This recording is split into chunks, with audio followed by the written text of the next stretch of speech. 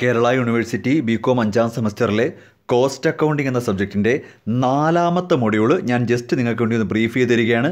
So ഞാൻ first മൊഡ്യൂളും second മൊഡ്യൂളും തേർഡ് മൊഡ്യൂളും എല്ലാം ജസ്റ്റ് ഒരു ഓവർവ്യൂ കിട്ടുന്നതിന് വേണ്ടി, അതായത് എങ്ങനെയാണ് പഠിക്കേണ്ടത്, അതിൽ എന്തൊക്കെയുണ്ട്, അപ്പോൾ ജസ്റ്റ് ഒരു കണക്ഷൻ കിട്ടുന്നതിന് വേണ്ടി ഞാൻ എല്ലാ ക്ലാസ്സുകളും എടുത്തിട്ടുണ്ട്.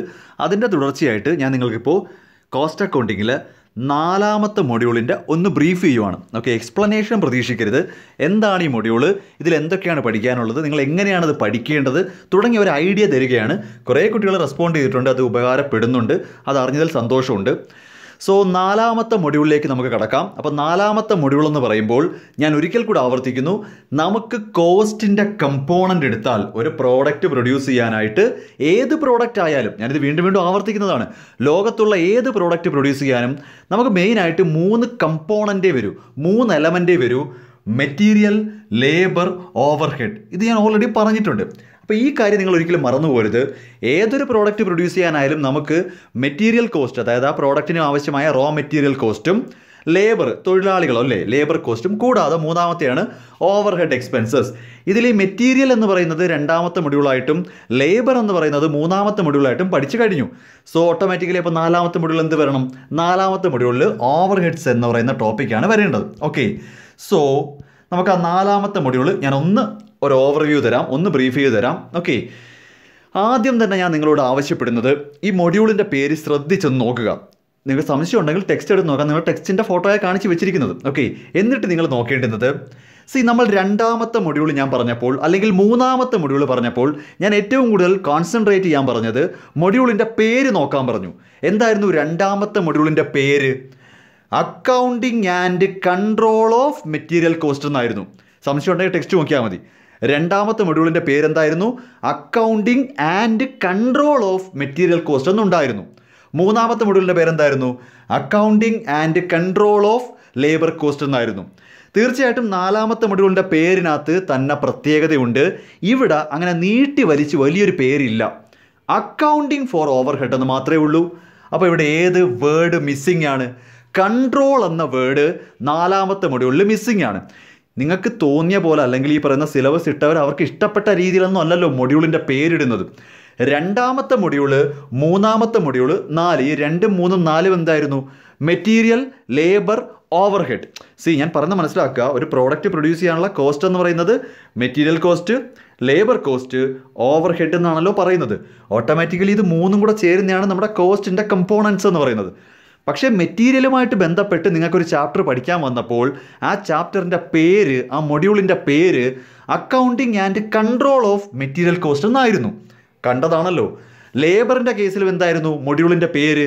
Accounting and control of labour cost എന്നായിരുന്നു. പക്ഷേ ഓവർഹെഡിൻ്റെ കേസ് വരുമ്പോൾ, ഓവർഹെഡിലേക്ക് എത്തുമ്പോൾ മൊഡ്യൂളിൻ്റെ പേരിന് മാറ്റമുണ്ട്. ഇവിടെ അക്കൗണ്ടിങ് ഫോർ ഓവർഹെഡ്സ് എന്നേ ഉള്ളൂ, കൺട്രോൾ എന്നൊരു വാക്കില്ല. ഓട്ടോമാറ്റിക്കലി നിങ്ങളിപ്പോൾ ചിന്തിക്കും, അല്ലെങ്കിൽ നിങ്ങൾ സ്വയം തന്നെ മനസ്സിൽ പറയും, ഓവർഹെഡ് കൺട്രോൾ ചെയ്യാൻ പറ്റത്തില്ലായിരിക്കും. മെറ്റീരിയൽ കോസ്റ്റും ലേബർ കോസ്റ്റും നമ്മൾ കൺട്രോൾ ചെയ്യുന്ന, നിയന്ത്രിക്കുന്നത് പോലെ ഓവർഹെഡ് എക്സ്പെൻസ് കൺട്രോൾ ചെയ്യാൻ പറ്റില്ലായിരിക്കും. അതെന്താ കൺട്രോൾ ചെയ്യാൻ പറ്റില്ലാത്ത? ഓവർഹെഡ് എക്സ്പെൻസ് കൺട്രോൾ ചെയ്യാൻ പറ്റില്ല എന്നല്ല ഇവിടുത്തെ meaning. As per hour syllabus നമുക്ക് ഓവർഹെഡിൻ്റെ അക്കൗണ്ടിങ് മാത്രമേ ഉള്ളൂ.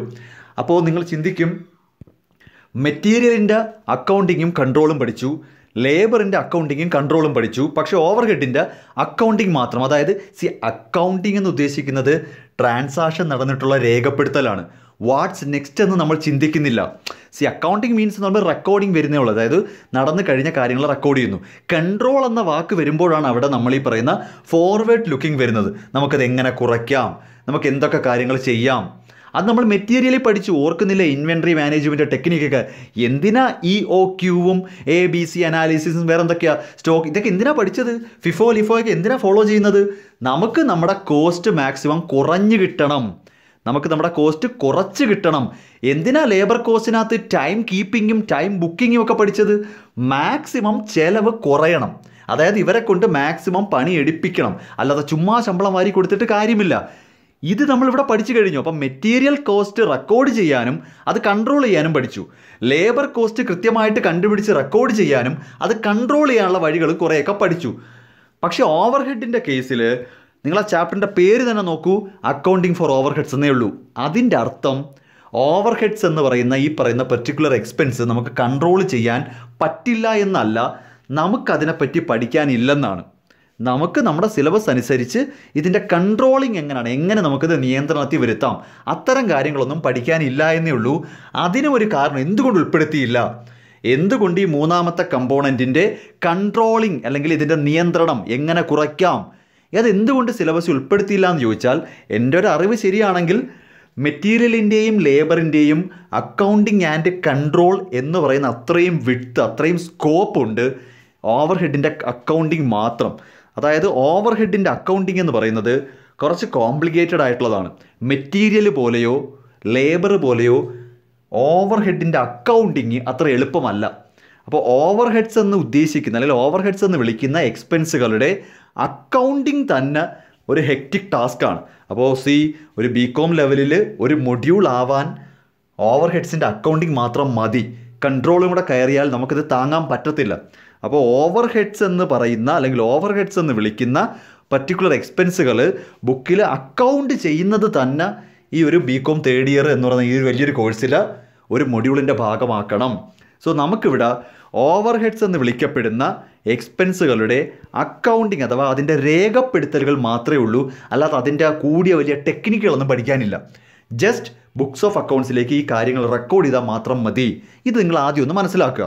അപ്പോൾ നമ്മുടെ ഈ മൊഡ്യൂൾ കംപ്ലീറ്റ് ആയിട്ട് എന്താ പറയുക, ഇൻവെൻട്രി മാനേജ്മെൻറ്റ് ടെക്നിക്ക് പോലെയോ ഈ time keeping and time booking പോലെയോ അങ്ങനത്തെ വലിയ വലിയ ടെക്നിക്കുകളൊന്നും പഠിക്കാനില്ല.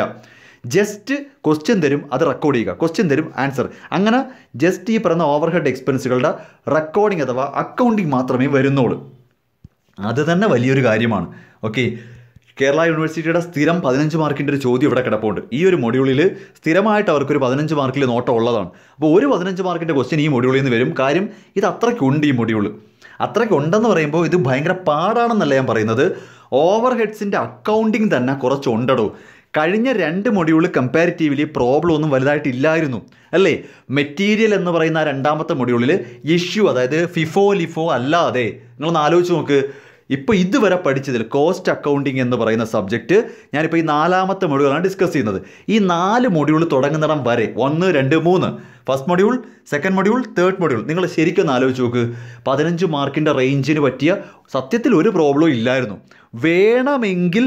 വേണമെങ്കിൽ അവർക്ക് ആ ഫിഫോയും ലിഫോയും ചോദിക്കാം. അതും ഒരു വലിയൊരു 15 മാർക്ക് അങ്ങനെ വലിയ സംഭവമൊന്നുമല്ല. പക്ഷേ ഓവർ ഹെഡ്സ് തൊട്ട് ഇവിടുന്ന് അങ്ങോട്ട് കളി മാറും. 4ാമത്തെയും 5ാമത്തെയും മൊഡ്യൂൾ കംപ്ലീറ്റ് ആയിട്ട് പ്രോബ്ലംസ് ആണ്. ഇവിടുന്ന് അങ്ങോട്ട് ശരിക്കും തിയറി ഒന്ന് മാറി നിൽക്കും. ഇനി നിങ്ങൾക്ക് കുറേ കണക്കുകളൊക്കെ ചെയ്യാനുണ്ട്. അപ്പോൾ ഓവർ ഹെഡ്സിൻ്റെ അക്കൗണ്ടിങ് എന്ന് പറയുന്നത് വലിയൊരു ടാസ്ക്കാണ്. അതുകൊണ്ടാണ് ഇവിടെ ജസ്റ്റ് അക്കൗണ്ടിങ് മാത്രമായിട്ട് നിർത്തിയത് സിലബസിൽ. അല്ലാതെ ഓവർ ഹെഡ്സ് എന്ന് വിളിക്കുന്ന എക്സ്പെൻസിനെ കൺട്രോൾ ചെയ്യാൻ പറ്റില്ല എന്നല്ല. ഞാനിപ്പോൾ കുറേ നേരമായിട്ട് ഓവർ ഹെഡ് എന്ന് പറയുന്നുണ്ട്. ഒരുപക്ഷെ ഇത് കേട്ടുകൊണ്ടിരിക്കുന്ന നിങ്ങൾക്ക് ഏറ്റവും വലിയ സംശയം തന്നെ, എടോ ഇയാൾ ഓവർ ഹെഡ് എന്താണെന്നൊന്ന് പറഞ്ഞതാ എന്നായിരിക്കും നമ്മൾ ചോദിക്കുന്നത്. കുറച്ച് നേരമായിട്ട് ഞാൻ ഈ വാക്ക് തന്നെ ആവർത്തിക്കുവാണ്. അതിന് ഓവർ ഹെഡ്സ് എന്ന് പറഞ്ഞാൽ എന്താണെന്ന് നിങ്ങൾക്കറിയാമോ? പലർക്കും അറിയില്ല. ടെക്സ്റ്റ് കിടക്കുന്ന സെൻറ്റൻസ് വായിച്ച് വെക്കുമായിരിക്കും. അതല്ല, നിങ്ങളിപ്പോൾ കാത്തിരിക്കുന്നതിനാണ്. ഓവർ ഹെഡ് എന്ന് പറഞ്ഞാൽ എന്താണെന്ന് പറയാതെ ഇനി മുന്നോട്ട് പോയിട്ട് കാര്യമില്ല. ഓക്കെ, സോ അപ്പോൾ എന്താണ് ഓവർ ഹെഡ് എന്ന് മനസ്സിലാക്കുക എന്നതാണ് ഏറ്റവും വലിയ കാര്യം. ടെക്സ്റ്റ് കിടക്കുന്ന ആ 2 ലൈൻ കാണാതെ പഠിക്കുന്നതിലല്ല. ശരിക്കും എന്താണ് ഒരു ബിസിനസ്സിൽ ഓവർ ഹെഡ് എന്ന് വിളിക്കുന്നത്? നമുക്ക് മെറ്റീരിയൽ എന്ന് പറഞ്ഞാൽ അറിയാം. നമ്മുടെ പേനയ്ക്ക് നമ്മുടെ പ്ലാസ്റ്റിക് ഉണ്ട്. പേനയുടെ നിർമ്മിക്കാൻ ആവശ്യമായ മെറ്റീരിയൽ അറിയാം. ലേബർ അറിയാം, തൊഴിലാളികൾക്ക് കൂലി കൊടുക്കണം. പക്ഷേ ഡയറക്റ്റ് ആയിട്ട് ഇപ്പോൾ പെട്ടെന്ന് ഇപ്പോൾ വാക്ക് കേട്ടാൽ, ഇപ്പോൾ മെറ്റീരിയൽ എന്ന് കേട്ടാൽ മനസ്സിലാവും, ലേബർ എന്ന് കേട്ടാൽ മനസ്സിലാവും. അപ്പോൾ ഓവർ ഹെഡ്സ് എന്താ? നിങ്ങൾ വേണമെങ്കിൽ ഡിക്ഷണറിയിൽ ഓവർ ഹെഡ് എന്നൊക്കെ നോക്കിക്കഴിഞ്ഞാൽ വേറെ എന്തൊക്കെയോ മീനിങ് ആണ്. ഓക്കെ, എന്താണ് ഓവർ ഹെഡ് എന്നുള്ളത് ഞാൻ ഒരു സിമ്പിളായിട്ടൊന്ന് നരേറ്റ് ചെയ്ത് കാണിച്ചു തരാം. ഓവർ ഹെഡ് എന്താണെന്ന് മനസ്സിലായി കഴിഞ്ഞാൽ, നന്നായിട്ട് മനസ്സിലായാൽ, ഒരിക്കൽ കൂടെ പറയുന്നു, ടെക്സ്റ്റിൽ കിടക്കുന്ന ഇറ്റാലിക്സിൽ കിടക്കുന്ന കാര്യം കാണാതെ പിടിച്ച് വെക്കുന്നതിനെ അല്ല പഠിക്കുക എന്ന് പറയുന്നത്. ഓവർ ഹെഡ് എന്ന് പറഞ്ഞാൽ എന്താണെന്ന് കൃത്യമായിട്ട് മനസ്സിലായാൽ ഈ മൊഡ്യൂളിനകത്ത് വലിയ കാര്യമൊന്നുമില്ല. പക്ഷേ ഈ മൊഡ്യൂൾ നിങ്ങൾക്ക് വലിയ സംഭവം ആകുന്നത് നിങ്ങൾക്ക് ഓവർ ഹെഡ് എന്താണെന്ന് മനസ്സിലാവാത്തതുകൊണ്ടാണ്. ഞാൻ എന്നാൽ കഴിയുന്ന രീതിയിൽ ഞാൻ നിങ്ങൾക്കൊന്ന് പറഞ്ഞ് മനസ്സിലാക്കി തരാം. ടെക്സ്റ്റിലെ നോട്ടൊന്നും ഞാനിപ്പോൾ എടുക്കുന്നില്ല. അതൊക്കെ നിങ്ങൾ വായിക്കാതിരിക്കുക ചെയ്തോ. ഞാൻ എൻ്റെ ഒരു അറിവ് വെച്ചിട്ട് ഞാൻ പറഞ്ഞുതരാം എന്താണ് ഓവർ ഹെഡ് എന്ന്. ഇനി ഒരു കഥ പോലെ കേൾക്കുക. ഒരു സിറ്റുവേഷൻ നരേറ്റ് ചെയ്യുവാണ്. ഒരു കമ്പനി, ഓക്കെ, ഇതൊരു കമ്പനിയാണെന്ന് വിചാരിക്കാം. ഓക്കെ, ഇതൊരു സോപ്പ് മാനുഫാക്ചറിങ് കമ്പനിയാണ്. ഓക്കെ ആണല്ലോ. അപ്പോൾ ഇതൊരു സോപ്പ് മാനുഫാക്ചറിങ് കമ്പനിയാണ്. അപ്പോൾ ഇവരുടെ പ്രോഡക്റ്റ് എന്ന് പറയുന്നത്, ഈ കമ്പനിയുടെ മെയിൻ പ്രോഡക്റ്റ് എന്ന് പറയുന്നത് സോപ്പാണ്. നിങ്ങൾ ഏതെങ്കിലും സോപ്പ് ഇട്ടോ, ഇപ്പോൾ ലെക്സ് എങ്കിൽ ലെക്സ്, റെക്സോൺ എങ്കിൽ റെക്സോണ. അപ്പോൾ ഇതൊരു സോപ്പ് മാനുഫാക്ചറിങ് കമ്പനിയാണ്. ഈ കമ്പനി എന്ന് പറയുന്നത് ഇതിനകത്ത് ഓഫീസുണ്ട്, ഫാക്ടറി ഉണ്ട്, ഒരുപാട് ജോലിക്കാരുണ്ട്. ഇവരുടെ മെയിൻ പണി എന്ന് പറയുന്നത് സോപ്പ് നിർമ്മിക്കുക, വിൽക്കുക, സോപ്പ് നിർമ്മിക്കുക, വിൽക്കുക. ഓക്കെ, ശ്രദ്ധിച്ചോണേ. ഈ കമ്പനിയുടെ ഫ്രണ്ടിൽ, ഈ കമ്പനിയുടെ മുൻവശത്തായിട്ട് നല്ലൊരു പൂന്തോട്ടമുണ്ട്, നല്ലൊരു ഗാർഡൻ ഉണ്ട്. അവിടെ ഒരുപാട് ചെടികളൊക്കെ പിടിച്ച് നിൽപ്പുണ്ട്. നല്ല മനോഹരമായൊരു ഗാർഡൻ ഉണ്ട് ഡെക്കറേഷന് വേണ്ടി. ഒരു കമ്പനിയൊക്കെ ആകുമ്പോൾ അതിൻ്റെ ഫ്രണ്ടിൽ നല്ലപോലെ ഡെക്കറേറ്റ് ചെയ്യുന്നുണ്ട്. നല്ലൊരു പൂന്തോട്ടം അവർ ഡെക്കറേറ്റ് ചെയ്ത് വെച്ചിട്ടുണ്ട്. ഈ പൂന്തോട്ടം ഡെയിലി വന്ന് വെള്ളം ഒഴിക്കാനും ചെടിക്ക് വെള്ളം ഒഴിക്കാനും വളമിടാനും നോക്കാനും ഒക്കെ ആയിട്ട് ഒരു പൂന്തോട്ടക്കാരനെ അപ്പോയിൻറ്റ് ചെയ്തിട്ടുണ്ട്. അയാളുടെ ജോലി എന്ന് പറയുന്നത് ഈ ഗാർഡൻ നന്നായിട്ട് മെയിൻറ്റെയിൻ ചെയ്യുക. അയാൾക്ക് വേറെ ഒരു പണിയുമില്ല. അയാളുടെ ജോലി ഇത് മാത്രമാണ്. അയാൾ ഈ ഓഫീസിനകത്തോട്ട് പോലും കയറണ്ട, ഈ കമ്പനിക്ക് അകത്തോട്ട് പോലും ഒന്നിനും കയറണ്ട. രാവിലെ വന്നിട്ട് ഈ പൂന്തോട്ടത്തിൻ്റെ കാര്യങ്ങൾ മാത്രം നോക്കിയാൽ മതി. ഓക്കെ, പുള്ളിക്കാരന് മാസ ശമ്പളം 8000 രൂപ. ഓക്കെ, 8000 രൂപ മാസ ശമ്പളം. ഇത്രയും മനസ്സിലായോ? രാവിലെയും വൈകിട്ടും വന്നാൽ മതിയായിരിക്കും, എന്തോ ആയിക്കോട്ടെ. അപ്പോൾ അയാളുടെ ജോലി എന്ന് പറയുന്നത് പൂന്തോട്ടം മെയിൻറ്റെയിൻ ചെയ്യുക, നല്ല രീതിയിൽ പൂന്തോട്ടം വൃത്തിയായി സൂക്ഷിക്കുക. മാസം 8000 രൂപ കൊടുക്കുന്നുണ്ട്. ഓക്കെ ആണല്ലോ. ഇനി എൻ്റെ സംശയങ്ങളാണേ. ഈ പൂന്തോട്ടക്കാരന് കൊടുക്കുന്ന 8000 രൂപ ശമ്പളം എന്ന് പറയുന്നത് കമ്പനിയെ സംബന്ധിച്ചൊരു ചിലവാണല്ലോ. സംശയം എന്താ? ചിലവാണ്, ഡെഫിനറ്റ്ലി ചിലവാണ്. ഈ പൂന്തോട്ടം സൂക്ഷിക്കാനായിട്ട് പിടിച്ചു നിർത്തിയിരിക്കുന്ന ആൾക്ക് കമ്പനി മാസാമാസം 8000 രൂപ കൊടുക്കുന്നു എന്നത് കമ്പനിയെ സംബന്ധിച്ചൊരു ചിലവാണ്, നോ ഡൗട്ട്. ഓക്കെ, ഇനി വീണ്ടും എൻ്റെ സംശയം. ഈ പൂന്തോട്ടം ഇയാൾ നന്നായിട്ട് മനോഹരമായിട്ട് മെയിൻറ്റെയിൻ ചെയ്യുന്നുണ്ട്, അതിനകത്തൊന്നും യാതൊരു വീഴ്ചയും വരുത്തുന്നില്ല. അപ്പോൾ നമ്മൾ അയാൾക്ക് മാസം 8000 രൂപ കൊടുക്കുന്നുണ്ടല്ലോ. എൻ്റെ സംശയം ഇതാണ്, ഞാൻ ഇയാൾക്ക് കൊടുക്കുന്ന 8000 രൂപയുടെ റിട്ടേൺ, ഈ പറയുന്ന 8000 രൂപയ്ക്ക് ഇയാൾ ഇൻ റിട്ടേൺ ആയിട്ട് എനിക്ക് തരുന്നത് പൂന്തോട്ടം എന്ന് പറയുന്ന ആ ഒരു ഏരിയ നല്ല വൃത്തിക്ക് സൂക്ഷിക്കുന്നു എന്നൊരു സർവീസ് അല്ലേ? ഞാൻ 8000 രൂപ അയാൾക്ക് കൊടുക്കുമ്പോൾ അയാൾ കമ്പനിയിലേക്ക് ചെയ്തു തരുന്നത് എന്താ? കമ്പനിയുടെ ഫ്രണ്ടിലെ പൂന്തോട്ടം അതിമനോഹരമായിട്ട് മെയിൻറ്റെയിൻ ചെയ്യുന്നു. എനിക്ക് ഈ പൂന്തോട്ടത്തിൽ നിന്ന് വരുമാനമുണ്ടോ? നിങ്ങൾ ചിന്തിക്കുക, ഈ കമ്പനിക്ക് ഈ പൂന്തോട്ടത്തിൽ നിന്നും എന്തെങ്കിലും വരുമാനമുണ്ടോ? കമ്പനി പൂ ഒന്നും പുറത്ത് വിൽക്കുന്നില്ല. നിങ്ങൾ കൂടുതൽ ചിന്തിച്ച് കൂട്ടണ്ട. കമ്പനി ഈ പിടിച്ച് നിൽക്കുന്ന പൂ ഒന്നും വിൽക്കുന്നില്ല. കമ്പനിക്ക് പൂക്കച്ചവടം ഇല്ല, കമ്പനി പൂക്കച്ചവടം നടത്തുന്നില്ല. പൂന്തോട്ടവുമായിട്ട് ബന്ധപ്പെടുത്തി കമ്പനിക്ക് വരുമാനം കിട്ടുന്നില്ല. അപ്പോൾ ഞാൻ ഇയാൾക്ക് 8000 രൂപ കൊടുക്കുന്നത് ഈ പൂന്തോട്ടം വൃത്തിയായി സൂക്ഷിക്കാനാണ്. പക്ഷേ ഈ പൂന്തോട്ടത്തിൽ നിന്നും കമ്പനിക്ക് ഒരു നയാ പൈസ പോലും വരുമാനമില്ല. ഇതല്ലേ ഇപ്പോഴത്തെ അവസ്ഥ? ആണോ അല്ലയോ? ഈ കമ്പനിക്ക് പൂന്തോട്ടം എന്ന് പറയുന്ന ആ ഒരു ഏരിയയിൽ നിന്നും 1 രൂപയുടെ പോലും വരുമാനമില്ല. പക്ഷേ ഞാൻ ആ ഒരു കാര്യത്തിന് വേണ്ടിയാണ് മാസാമാസം 8000 രൂപ ചിലവാക്കുന്നത്. ഇതാണല്ലോ ഇപ്പോഴത്തെ അവസ്ഥ. ഇത്രയും മനസ്സിലായോ? ഇനി ശ്രദ്ധിച്ചോണേ. അപ്പം ഞാൻ ഈ പറയുന്ന പൂന്തോട്ടക്കാരൻ 8000 രൂപ മാസ ശമ്പളം കൊടുക്കുമ്പോൾ എനിക്ക് ഈ 8000 രൂപ തിരിച്ച് റിക്കവർ ചെയ്യാൻ, ഈ 8000 രൂപ ചിലവാക്കുന്നത് തിരിച്ച് റിക്കവർ ചെയ്യാൻ പൂന്തോട്ടത്തിൽ നിന്നൊന്നും കിട്ടത്തില്ല. ഈ കമ്പനിക്ക് ഈ 8000 രൂപ കൊടുക്കുന്നതിൻ്റെ റിട്ടേൺ ആയിട്ട് പണം തിരിച്ച് വരണ്ടേടോ. ചുമ്മാ ചിലവാക്കി കളയവർക്ക് വട്ടുണ്ടോ? നമ്മൾ ചിലവാക്കുന്ന പൈസ തിരിച്ച് നമുക്ക് റിട്ടേൺ ആയിട്ട് കിട്ടണ്ടേ? അപ്പോൾ ഈ പൂന്തോട്ടക്കാരൻ്റെ ശമ്പളം തിരിച്ച് കിട്ടാൻ പൂന്തോട്ടത്തിൽ നിന്ന് കിട്ടത്തില്ല. അവർക്കിത് എവിടുന്നേ കിട്ടൂ? നോക്കൂ, ഈ പൂന്തോട്ടക്കാരന് കൊടുക്കുന്ന ശമ്പളവും അവർക്ക് ഈ സോപ്പ് വിറ്റാൽ മാത്രമേ കിട്ടൂ. നിങ്ങൾ മനസ്സിലാക്കണം, ഈ പൂന്തോട്ടക്കാരന് നമ്മൾ ശമ്പളം കൊടുക്കുന്നതും കമ്പനിക്ക് റിട്ടേൺ ആയിട്ട് തിരിച്ചു വരുന്നത് ഈ സോപ്പ് എന്ന് പറയുന്ന പ്രോഡക്റ്റ് വിറ്റാലേ പറ്റൂ. എന്നാൽ ഈ പൂന്തോട്ടക്കാരൻ ഈ സോപ്പ് മാനുഫാക്ചറിങ്ങുമായിട്ട് യാതൊരു ബന്ധവുമില്ലാത്ത ആളാണ്. കമ്പനിയിൽ നമ്മൾ നിയമിച്ചിരിക്കുന്ന ഈ ഗാർഡനർ അഥവാ പൂന്തോട്ടക്കാരന് സോപ്പ് മാനുഫാക്ചറിങ്ങുമായിട്ട് യാതൊരു ബന്ധവുമില്ല. പക്ഷേ നമ്മൾ അയാൾക്ക് കൊടുക്കുന്ന ശമ്പളം ഈ സോപ്പ് വിറ്റാൽ മാത്രമേ റിക്കവർ ചെയ്യാൻ പറ്റൂ. കാര്യം എന്താ? പൂന്തോട്ടക്കാരൻ ചെയ്യുന്ന ജോലിയിൽ നിന്നും, ആ ഒരു പർട്ടിക്കുലർ ജോലിയിൽ നിന്നും നമുക്കൊരു റിട്ടേണും കിട്ടുന്നില്ല. മനസ്സിലാവുന്നുണ്ടല്ലോ? സോ നമ്മൾ ഈ പൂന്തോട്ടക്കാരന് കൊടുക്കുന്ന ശമ്പളം റിക്കവർ ചെയ്ത് വരണമെങ്കിൽ സോപ്പിൽ നിന്ന് മാത്രമേ പറ്റൂ. അതുകൊണ്ട് തന്നെ ഈ 8000 രൂപയും കൂടെ തിരിച്ച് കിട്ടുന്ന രീതിയിലായിരിക്കും നമ്മൾ ഈ സോപ്പിൻ്റെ വില ഫിക്സ് ചെയ്യുന്നത്. ഇത്രയും മനസ്സിലാവുന്നുണ്ടോ? ഈ പൂന്തോട്ടക്കാരന് കൊടുക്കുന്ന ശമ്പളം തിരിച്ച് കിട്ടുന്ന ആ ശമ്പളവും കൂടെ റിക്കവർ ചെയ്യുന്ന പോലെ ആയിരിക്കും ഈ കമ്പനി സോപ്പിൻ്റെ വില നിശ്ചയിക്കുന്നത്. ചുരുക്കി പറഞ്ഞാൽ ഈ പൂന്തോട്ടക്കാരൻ്റെ ശമ്പളവും ഈ സോപ്പിൻ്റെ കോസ്റ്റിനകത്ത് ഉൾപ്പെടുമെന്നർത്ഥം. അതാണ് എനിക്ക് പറയാനുള്ളത്. ഈ ഗാർഡനറുടെ സാലറി ആയ 8000 രൂപയും ആ സോപ്പിൻ്റെ കോസ്റ്റിനകത്ത് ഉൾപ്പെടണം. എങ്കിൽ മാത്രമേ ഈ 8000 രൂപ റിക്കവർ ചെയ്യുന്ന രീതിയിൽ സോപ്പിൻ്റെ വില നിശ്ചയിക്കാൻ പറ്റൂ. ഇത്രയും മനസ്സിലാവുന്നുണ്ടോ? സോ ഇതിനെ ഒരു ജനറൽ സെൻസിൽ പറഞ്ഞാൽ ഇവിടെ നമ്മൾ നിർമ്മിക്കുന്നത് സോപ്പാണ്. പക്ഷെ സോപ്പിൻ്റെ നിർമ്മാണവുമായിട്ട് പ്രത്യക്ഷത്തിൽ ഡയറക്റ്റായിട്ട് ബന്ധമില്ലാത്ത ഒരു ചിലവായിരുന്നു പൂന്തോട്ടക്കാരൻ്റെ ശമ്പളം. പക്ഷേ നമ്മൾ ആ ശമ്പളം റിക്കവർ ചെയ്തെടുക്കാൻ, ആ പൂന്തോട്ടക്കാരന് കൊടുക്കുന്ന ശമ്പളം തിരിച്ചു പിടിക്കാൻ നമ്മുടെ ഒരു വഴിയേ ഉള്ളൂ, സോപ്പ് വിൽക്കണം. സോ ഈ പൂന്തോട്ടക്കാരൻ്റെ ശമ്പളവും ആ സോപ്പിൻ്റെ കോസ്റ്റിൻ്റെ ഭാഗമാകും.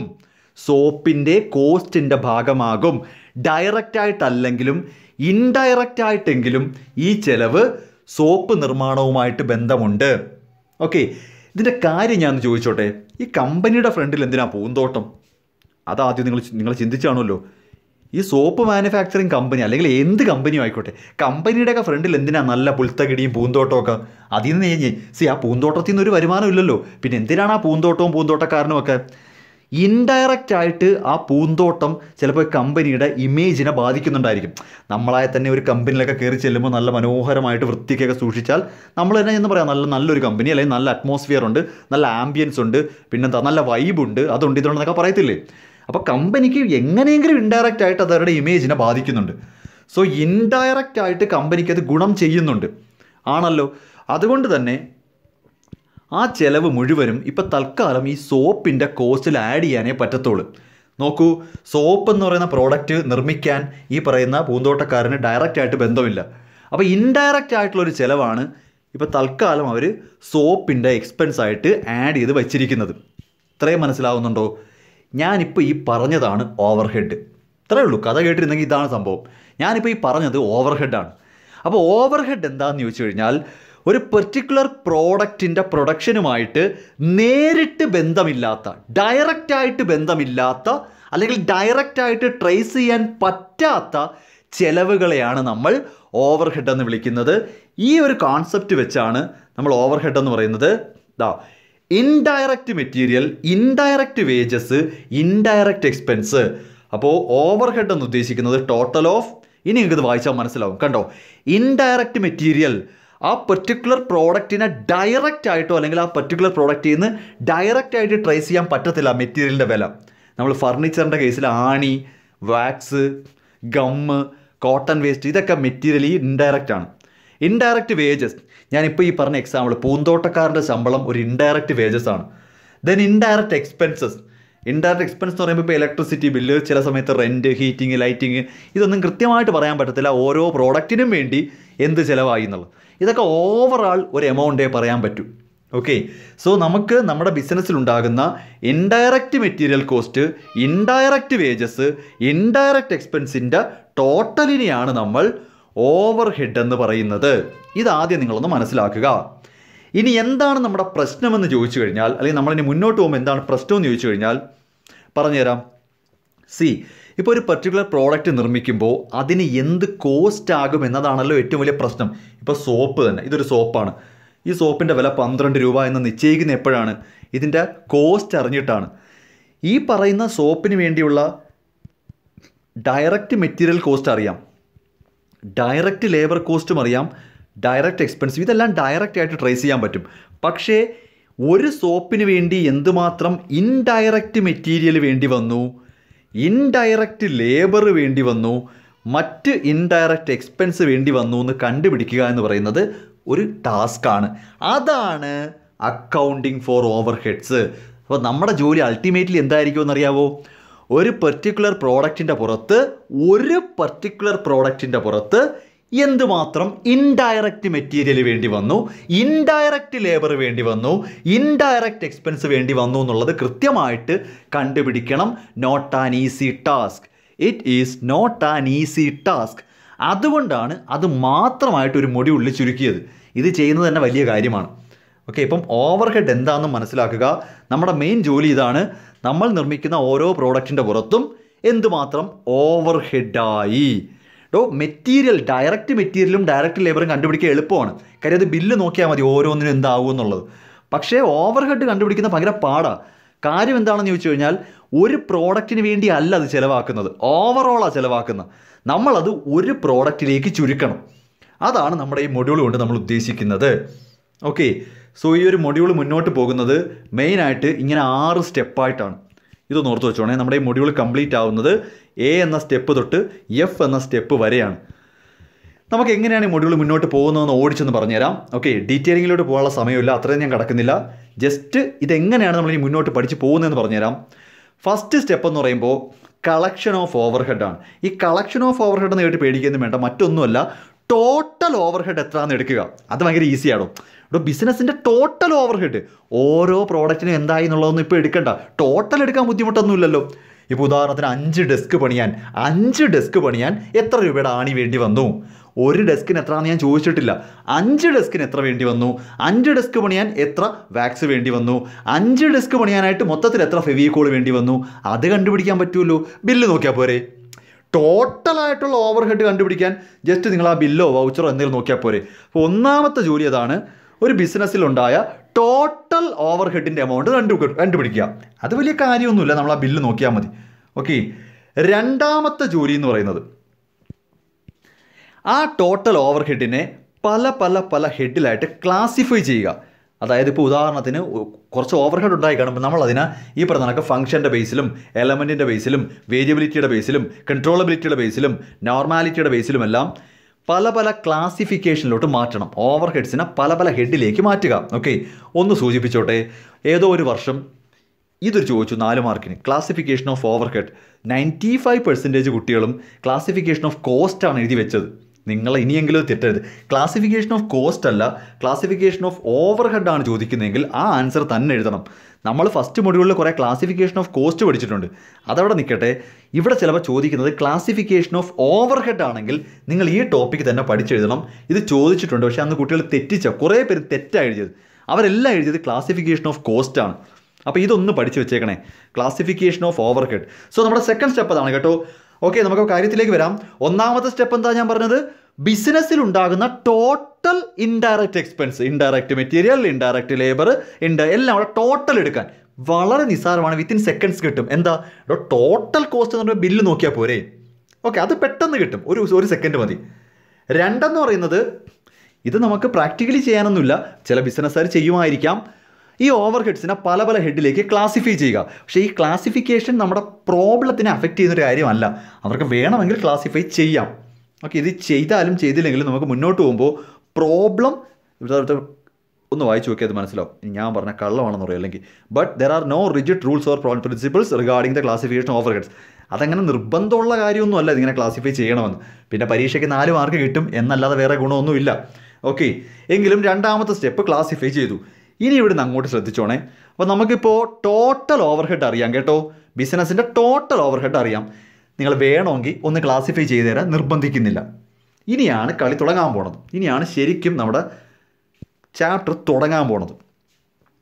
ഡിപ്പാർട്ട്മെൻ്റലൈസേഷൻ അല്ലെങ്കിൽ പ്രൈമറി ഡിസ്ട്രിബ്യൂഷൻ ഓഫ് ഓവർഹെഡ്. ഇവിടുന്ന് അങ്ങോട്ടാണ് ഈ ചാപ്റ്റർ തുടങ്ങുന്നത്. ശ്രദ്ധിച്ച് കേൾക്കണേ. എൻ്റെ ബിസിനസ് സ്ഥാപനത്തിന് XY എന്ന പേരിൽ 2 പ്രൊഡക്ഷൻ ഡിപ്പാർട്ട്മെൻ്റ് ഉണ്ട്. 2 ടൈപ്പ് സോപ്പാണെന്ന് വിചാരിക്കുക, വല്ല ലെക്സും റെക്സോണയാന്നിരിക്കട്ടെ. 2 പ്രൊഡക്ഷൻ ഡിപ്പാർട്ട്മെൻറ്റും എസ് എന്ന പേരിൽ ഒരു സർവീസ് ഡിപ്പാർട്ട്മെൻറ്റും ഉണ്ട്. സർവീസ് ഡിപ്പാർട്ട്മെൻ്റ് എന്ന് പറയുമ്പോൾ ഈ പ്രൊഡക്ഷൻ ഡിപ്പാർട്ട്മെൻറ്റിനെ സഹായിക്കുന്ന എന്തുമാവാം. ചിലപ്പോൾ മെഷീനറിയുടെ റിപ്പയറിംഗ് ഡിപ്പാർട്ട്മെൻ്റ് ആവാം, ആൾക്കാർക്ക് ഊണ് അറേഞ്ച് ചെയ്ത് കൊടുക്കുന്ന ക്യാൻറ്റീൻ ഡിപ്പാർട്ട്മെൻ്റ് ആവാം. Whatever it is, production ഡിപ്പാർട്ട്മെൻറ്റിനെ സഹായിക്കുക എന്നതാണ് ആ ഡിപ്പാർട്ട്മെൻറ്റിൻ്റെ ജോലി. So my company has 2 production department and 1 service department. ഞാൻ വീണ്ടും പറയുന്നു, സർവീസ് ഡിപ്പാർട്ട്മെൻറ്റിൻ്റെ ജോലി എന്ന് പറയുന്നത് പ്രൊഡക്ഷൻ ഡിപ്പാർട്ട്മെൻറ്റിനെ ഏതെങ്കിലും കാര്യത്തിൽ സഹായിക്കുക എന്നുള്ളതാണ്. ഓക്കെ, ശ്രദ്ധിച്ചോണേ. ഓക്കെ, നമുക്ക് എക്സിന് വേണ്ടിയും എക്സും വൈയും പ്രൊഡക്ഷൻ ഡിപ്പാർട്ട്മെൻ്റ് ആണല്ലോ. അപ്പോൾ എക്സിനും വൈക്കും വേണ്ടി വാങ്ങി വെച്ചിരിക്കുന്ന ടോട്ടൽ ഇൻഡയറക്റ്റ് മെറ്റീരിയലിൻ്റെ വില അറിയാം. എക്സിന് വേണ്ടി 1000 വാങ്ങി, വൈക്ക് വേണ്ടി 1500 വാങ്ങി. കുറേ എന്തൊക്കെയോ ഇൻഡയറക്റ്റ് മെറ്റീരിയൽ. എസ്സിനും എന്തൊക്കെയോ മെറ്റീരിയൽ ആവശ്യം വേണ്ടി വന്നു, ഒരു 300 രൂപയുടെ മെറ്റീരിയൽ വാങ്ങി. ഇത് ബില്ലിൽ നിന്ന് മനസ്സിലാക്കാം. എക്സ് എന്ന് പറയുന്ന ഡിപ്പാർട്ട്മെൻറ്റിന് വേണ്ടി നമ്മൾ വാങ്ങിയത് 1000 രൂപയുടെ ഇൻഡയറക്റ്റ് മെറ്റീരിയൽ എന്നേ പറയാവൂ. ഡയറക്റ്റ് മെറ്റീരിയലിൻ്റെ കേസ് വന്നാൽ നേരെ രണ്ടാമത്തെ മൊഡ്യൂളിലോട്ട് പോകും. ഡയറക്റ്റ് മെറ്റീരിയലിൻ്റെ കേസ് ഈ മൊഡ്യൂളിൽ വരത്തില്ല, അത് സെക്കൻഡ് മൊഡ്യൂളിൽ പോവും. നമ്മളിവിടെ ഡീൽ ചെയ്യുന്നത് indirect material, indirect labour, indirect എക്സ്പെൻസുമായിട്ട് മാത്രമാണ് നാലാമത്തെ മൊഡ്യൂളിന് ബന്ധം. ഡയറക്റ്റ് മെറ്റീരിയൽ രണ്ടാമത്തെ മൊഡ്യൂൾ, ഡയറക്റ്റ് ലേബർ മൂന്നാമത്തെ മൊഡ്യൂൾ, ഡയറക്റ്റ് എക്സ്പെൻസ് പിന്നെ എല്ലാ മൊഡ്യൂളും ഇങ്ങനെ പറയുന്നുണ്ട്. ഇവിടെ ഇപ്പോൾ ഡിസ്കസ് ചെയ്യുന്നത് എല്ലാം ഇൻഡയറക്റ്റ് ആണ്. ശരി, ഇനി പറഞ്ഞു കേട്ടോ. അപ്പോൾ രണ്ട് പ്രൊഡക്ഷൻ ഡിപ്പാർട്ട്മെൻറ്റ് എക്സ് ഉണ്ട്, വൈ ഉണ്ടല്ലോ, എസ് ഉണ്ട് സർവീസ് ഡിപ്പാർട്ട്മെൻറ്റ്. അപ്പോൾ എക്സിന് വേണ്ടി 1000 രൂപയുടെ ഇൻഡയറക്റ്റ് മെറ്റീരിയലും വൈക്ക് വേണ്ടി 1500 രൂപയുടെ ഇൻഡയറക്റ്റ് മെറ്റീരിയലും എസിന് വേണ്ടി 300 രൂപയുടെയും വാങ്ങി. ഇത് കൃത്യമായിട്ട് അറിയാം. ഇത് ഓരോന്നും അതാത് ഡിപ്പാർട്ട്മെൻറ്റിലേക്ക് അങ്ങ് അലോക്കേറ്റ് ചെയ്യുക. ഓരോ ഡിപ്പാർട്ട്മെൻറ്റിനും വേണ്ടി അല്ലെങ്കിൽ ഓരോ ഡിപ്പാർട്ട്മെൻറ്റിൻ്റെയും പുറത്ത് എന്തുമാത്രം ഓവർ ഹെഡ് ആയി എന്നാണ് നിങ്ങൾ ആദ്യം കണ്ടുപിടിക്കുന്നത്. അതാണ് ഡിപ്പാർട്ട്മെൻ്റലൈസേഷൻ.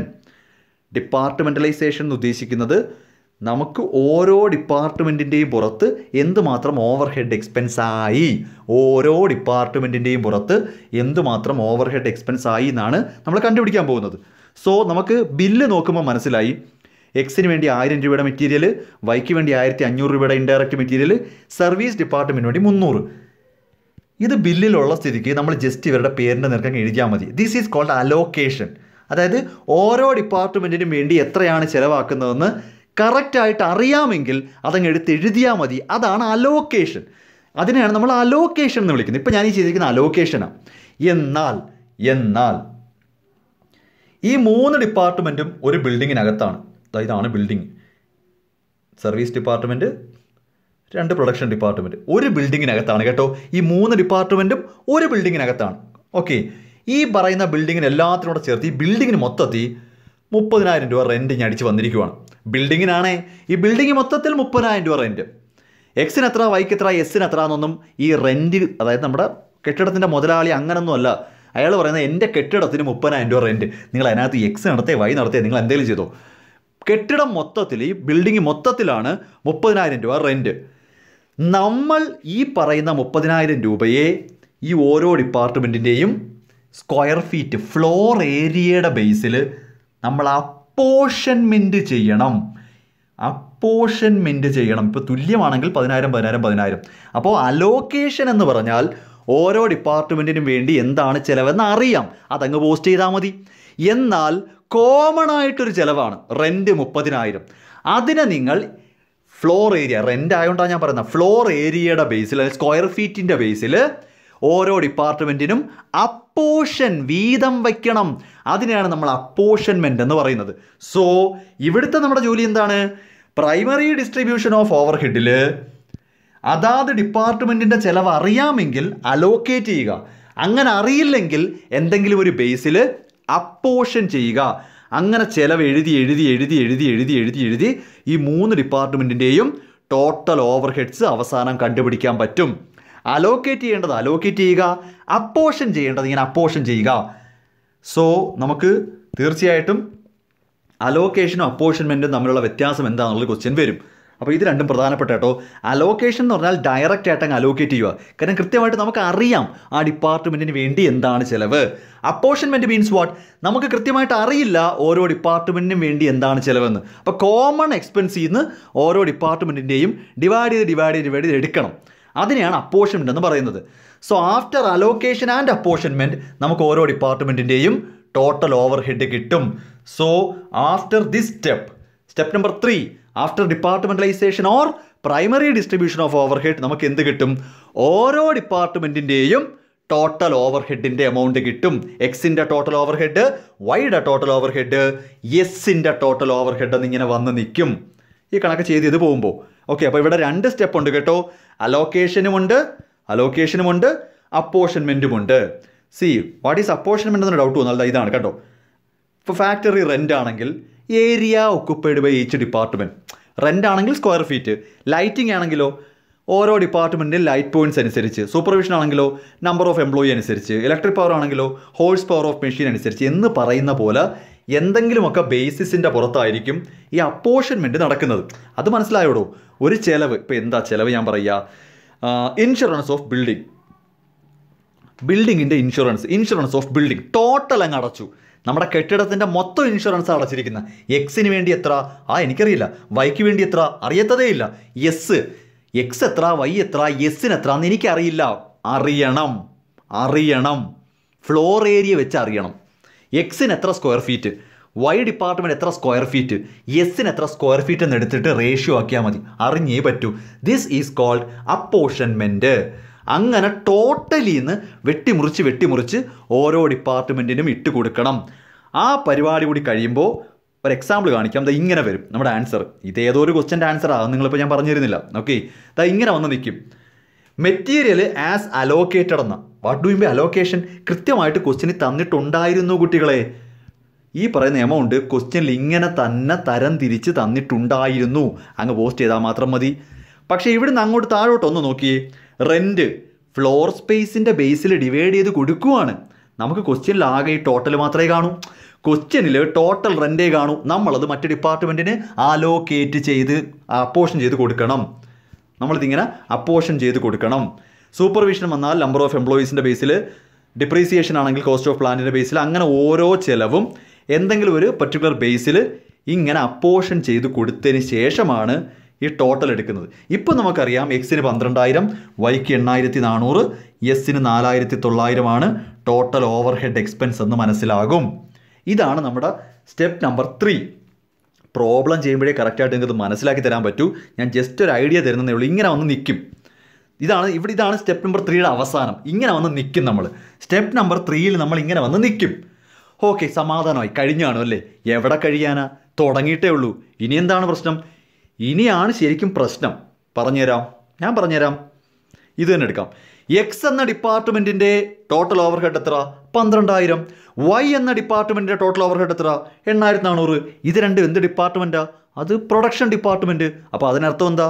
അവിടെ എന്തോ പ്രോഡക്റ്റ് പ്രൊഡ്യൂസ് ചെയ്യുന്നുണ്ട്. ഓക്കെ. എസ് എന്ന ഡിപ്പാർട്ട്മെൻറ്റിൻ്റെ ജോലി എന്താ? അവിടെ ഒന്നും പ്രൊഡ്യൂസ് ഒന്നും ചെയ്യുന്നില്ല. അവർ പ്രൊഡക്ഷൻ ഡിപ്പാർട്ട്മെൻറ്റിനെ സഹായിക്കുന്നതേ ഉള്ളൂ. ഓക്കെ. വെയിറ്റ്. മനസ്സിലായി, എനിക്കതെല്ലാം മനസ്സിലായി. എക്സ് എന്ന ഡിപ്പാർട്ട്മെൻറ്റിൽ 1000 യൂണിറ്റ് ആ ഐറ്റം പ്രൊഡ്യൂസ് ചെയ്തു. ഏത് ഐറ്റം ആയിക്കോട്ടെ, എക്സ് എന്ന ഡിപ്പാർട്ട്മെൻറ്റിൽ അവരുടെ 1000 യൂണിറ്റ് പ്രൊഡ്യൂസ് ചെയ്തു. ആയിക്കോട്ടെ, ഞാനിപ്പോൾ എന്താ 12,000 ആണല്ലോ എക്സിൻ്റെ ഓവർ ഹെഡ്. എക്സ് എന്ന ഡിപ്പാർട്ട്മെൻറ്റിൻ്റെ മൊത്തം ഓവർ ഹെഡ് 12,000 അല്ലേ? അപ്പോൾ എന്താ പ്രശ്നം? 12,000 മൊത്തം ഓവർ ഹെഡ്, 1000 യൂണിറ്റ് പ്രൊഡ്യൂസ് ചെയ്തു. അപ്പോൾ ഒരു യൂണിറ്റിൻ്റെ പുറത്ത് 12 എന്ന് ചാർജ് ചെയ്യാം. ഇത്രേ ഉള്ളായിരുന്നു ഈ മൊഡ്യൂൾ. നിസ്സാരമല്ലേ? എക്സ് എന്ന ഡിപ്പാർട്ട്മെൻറ്റിൻ്റെ ടോട്ടൽ ഓവർ ഹെഡ് 12,000. എക്സ് എന്ന ഡിപ്പാർട്ട്മെൻറ്റിൽ 1000 യൂണിറ്റ് പ്രൊഡ്യൂസ് ചെയ്യുന്നു. നിസ്സാരം. ഒരു യൂണിറ്റിൻ്റെ പുറത്ത് 12 രൂപ ചാർജ് ചെയ്യണം. ഇതാണോ വലിയ സംഭവം എന്ന് പറഞ്ഞത്? ഇത്രേ ഉള്ളല്ലേ അന്നേരം. വൈയുടെ കേസിലോ 8,400. പറയാനുള്ള എളുപ്പത്തിന് വേണ്ടി ഞാൻ ഇപ്പോൾ അവിടെ 84 യൂണിറ്റ് പ്രൊഡ്യൂസ് ചെയ്യുമെന്ന് വിചാരിക്കുക. വൈ എന്ന ഡിപ്പാർട്ട്മെൻറ്റിൽ 84 യൂണിറ്റ് പ്രൊഡ്യൂസ് ചെയ്തു. അപ്പോൾ 8,400 ഡിവൈഡ് ബൈ 84 എത്രയാണ്? 100 അല്ലേ? 100 രൂപ. 84 × 100. അതെ 100 രൂപ. ഓക്കെ. സോ വൈ എന്ന ഡിപ്പാർട്ട്മെൻറ്റിൽ ഒരു പ്രോഡക്റ്റിൻ്റെ പുറത്ത് 100 രൂപ ചാർജ് ചെയ്യുന്നു. എന്ത് നിസ്സാരമായ ടോപ്പിക്കാണ്. പക്ഷേ ഇതെന്തോ ചെയ്യും? ചേടാ പെട്ടു. കാര്യം എന്താണെന്നറിയോ? ഈ 4,900 നിങ്ങൾ എവിടെ കൊണ്ട് ചാർജ് ചെയ്യും? അവിടെ ഒന്നും പ്രൊഡ്യൂസ് ചെയ്യുന്നില്ല. സർവീസ് ഡിപ്പാർട്ട്മെൻറ്റിനകത്ത് ഒന്നും പ്രൊഡ്യൂസ് ചെയ്യുന്നില്ലല്ലോ. പിന്നെ ഈ 4,900 രൂപ നിങ്ങൾ എവിടെ കൊണ്ട് ചാർജ് ചെയ്യും? ഇതാണ് പ്രശ്നം. ഇവിടാണ് പ്രശ്നം. അപ്പോൾ പ്രൈമറി ഡിസ്ട്രിബ്യൂഷൻ വഴി സർവീസ് ഡിപ്പാർട്ട്മെൻറ്റിൻ്റെ ഓവർ ഹെഡ് കിട്ടും. ഇനി നമ്മൾ ഈ 4,900 രൂപ എന്തോ ചെയ്യും? അവിടെയാണ് സെക്കൻഡറി ഡിസ്ട്രിബ്യൂഷൻ വരേണ്ടത്. മനസ്സിലായി? കത്തിയില്ല? ഇതുവരെ പറഞ്ഞത് കത്തിയില്ലല്ലേ? ഇവിടെ പ്രൊഡക്ഷൻ ഡിപ്പാർട്ട്മെൻറ്റിൻ്റെ ഓവർ ഹെഡ് അതാത് പ്രോഡക്റ്റിനകത്ത് ചാർജ് ചെയ്ത് വിടാം. സർവീസ് ഡിപ്പാർട്ട്മെൻറ്റ് പ്രോഡക്റ്റ് ഇല്ല. അവർ ആർക്ക് വേണ്ടിയാണ് വർക്ക് ചെയ്യുന്നത്? Production department. അപ്പോൾ ഈ 4,900 രൂപയും സത്യത്തിൽ എക്സിലേക്കും വൈയിലേക്കും തന്നെ പോകണ്ടേ പിള്ളേരെ? സർവീസ് ഡിപ്പാർട്ട്മെൻറ്റിന് അവസാനം കോസ്റ്റ് ഒന്നും ഉണ്ടാവാൻ പാടില്ല. കാര്യം എന്താ? അവരൊന്നും പ്രൊഡ്യൂസ് ചെയ്യുന്നില്ല. അവരുടെ കഷ്ടപ്പാട് മുഴുവനും എക്സിനെയും വൈയും സഹായിക്കാനാണ്. സോ ഈ 4,900 എക്സിൻ്റെയും വൈയുടെയും പ്രോഡക്റ്റിലേക്ക് തന്നെ പോകേണ്ടി വരും. That is secondary distribution. അതാണ് റീ അപ്പോർഷൻമെൻറ്റ്. അപ്പോർഷൻ ചെയ്തതിൻ്റെ പുറത്തിന് വീണ്ടും അപ്പോർഷൻ ചെയ്യണം. ദാറ്റ് ഈസ് സർവീസ് ഡിപ്പാർട്ട്മെൻറ്റുകളുടെ എക്സ്പെൻസ് പ്രൊഡക്ഷൻ ഡിപ്പാർട്ട്മെൻറ്റിലേക്ക് വീണ്ടും മാറ്റിയിടണം. അതാണ് നമ്മുടെ മെയിൻ പണി. ഇതാണ് 15 മാർക്കിന് ചോദിക്കുന്നത്. Okay, that is secondary distribution. അപ്പോൾ ഈ 4900 രൂപ നിങ്ങൾ ഏതെങ്കിലും ബേസിൽ ചെയ്ത് വരുമ്പോൾ ഇതങ്ങ് പൂജ്യമാവും, ഇത് ഫുള്ളി നില്ലാവും. ഇത് 12,000 8,400 ആയിരിക്കത്തില്ല, കുറച്ചുകൂടി കൂടി നിൽക്കും. അപ്പോൾ കൃത്യമായിട്ട് പ്രൊഡക്ഷൻ ഡിപ്പാർട്ട്മെൻറ്റിലെ പ്രോഡക്റ്റിൻ്റെ പുറത്ത് ചാർജ് ചെയ്യുമ്പോൾ സർവീസ് ഡിപ്പാർട്ട്മെൻറ്റിൻ്റെ എക്സ്പെൻസും ആ പ്രോഡക്റ്റ് വിറ്റ് തന്നെ തിരിച്ചു പിടിക്കാൻ പറ്റും. അതിനെയാണ് സെക്കൻഡറി എന്ന് പറയുന്നത്. ഇനി അതെങ്ങനെയാണ് ചെയ്യുന്നതെന്നല്ലേ, പേടിക്കേണ്ട, 4 മെത്തേഡുണ്ട്. 4 മെത്തേഡുണ്ട്, 4 പഠിച്ചേ പറ്റൂ. ഏത് വേണമെങ്കിലും പരീക്ഷയ്ക്ക് ചോദിക്കാം. 4 കട്ടയ്ക്ക് നിൽക്കും. അതായത് പ്രധാനപ്പെട്ടത് ഏത്, പ്രധാനമില്ലാത്ത ഏത്, അങ്ങനെയൊന്നുമില്ല. 4നും 15 മാർക്കിൻ്റെ റേഞ്ച് ഉണ്ട്. നമുക്ക് 4 മെത്തേഡിലൂടെയാണ് ഞാൻ ഈ പറഞ്ഞ കാര്യം ചെയ്യുന്നത്. Direct distribution, repeated distribution, simultaneous equation method, step method.